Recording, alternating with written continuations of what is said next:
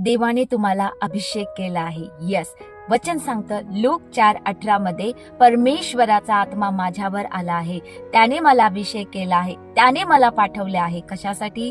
दीनांना सुवार्ता सांगण्यासाठी, जे अंधकारात आहे त्यांना प्रकाशात आणण्यासाठी, जे बांधलेले आहे त्यांना सोडवण्यासाठी, जे आजारी आहे त्यांना बरं करण्यासाठी. येस फ्रेंडनो, हा अभिषेक देवाने तुम्हाला केलेला आहे आणि हा अधिकार तुम्हाला स्वर्गातून मिळालेला आहे.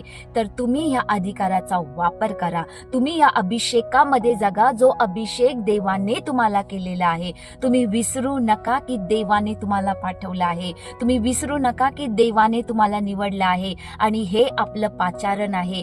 ही आपली खरी कॉलिंग आहे की देवाने आपल्याला निवडलं आहे आणि त्याने आपल्याला पाठवलं आहे, त्याने आपल्याला अभिषेक केला आहे. हालेलुया. तर तुम्ही निराश होऊ नका, तर या वचनाला धरून जा आणि परमेश्वराचं काम करा. हालेलुया. God bless you. नक्कीच हा मेसेज इतरांपर्यंत शेअर करा आणि त्यांना एनकरेज करा. God bless you all. Have a blessed and wonderful.